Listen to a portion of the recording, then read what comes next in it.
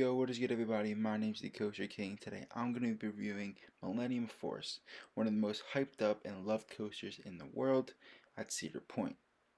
This ride has been hyped up for years. People have said this ride is the best in the world, best in the park, best in Ohio, but it doesn't match up to those expectations. Today I'm going to be talking about what my thoughts are on Millennium Force and how I think it stacks up against the coasters that I've been on.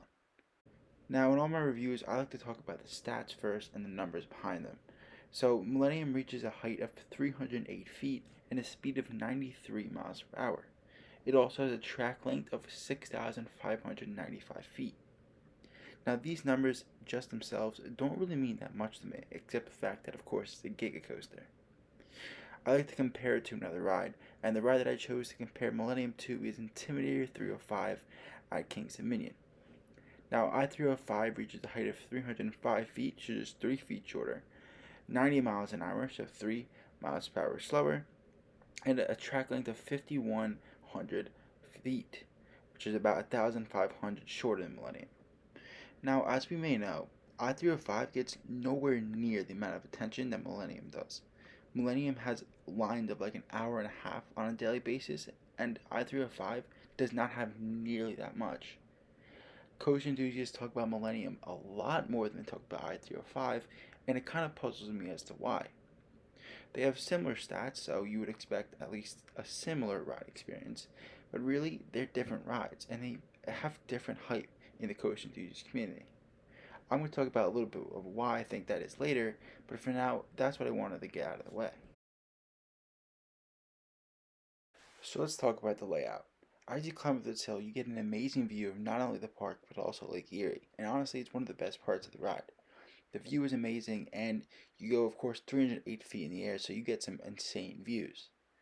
Now, by far the best part of this ride is this drop. You get thrown out of your seat in the back, and you get some amazing ejector airtime, really wherever you are in the car. You then go through this famous turnaround, which most people, including me, gray out or even black out on, and then go into this bank turn. From there, we're going to go into another airtime hill, which really, I would say, airtime less hill. You don't get any airtime on this, maybe a little bit in the back if you're lucky, but really nothing at all. You then go into another bank turn, which is like, just continues and continues and continues for a little bit. And this is, in my opinion, a pretty boring part of the ride. Not much going for you here. Into another outer bank turn, and it's really just an uninspiring layout, in my opinion. You then go into the second best part of the ride, in my opinion, this airtime hill right here. You get some airtime, especially in the back, and that is a decent point of the ride. You're then going to go right by the station in another airtime hill, which is very small, but is decent and actually delivers some airtime, and then you go into another bank turn. So overall, I really don't think it's that inspiring of a layout. It doesn't stand out to me like some of the other coasters in my top 5 or even top 10 do, but it is still a decent layout, and you do get some good ejector airtime moments. But that being said, I don't think it deserves nearly the hype that a lot of enthusiasts give it. The layout is not that good, and the airtime is not that great. Sure, it offers some amazing views, and sure, it's very historic, but it is not the caliber of ride as Steel Vengeance or Maverick are. I think it's very overrated. I think it's one of the most overrated coasters in America. If you're wondering what I think the number 1 most overrated ride in America is, be sure to check out my video on that exact topic. But this ride is one of the most overrated rides out there, and although it has some great moments to it, does not deserve the hype that it gets in my opinion. So that being said, let's see where I think it stacks up in the park and in my rankings, as well as how I score the ride in general.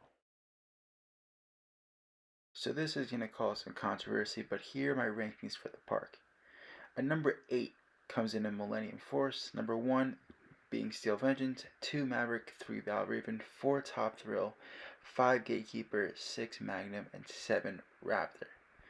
Now this, I know, is very controversial. You're going to get a lot of hate for it, but that's just where I see this ride, honestly, in the park. I think it deserves a spot at number 8 and doesn't deserve a spot in the top 5. The ride is really just not that good compared to other rides in the park. Sure, it's a fun ride. However, it is not great and is not deserving of any S tier rankings that some people give it. Now, as for where I have it ranked overall, I have it in the 40s to 50s. Now, I'm not going to give the exact spot just because it changes all the time in this sort of range, and honestly, no one really cares when it's this low.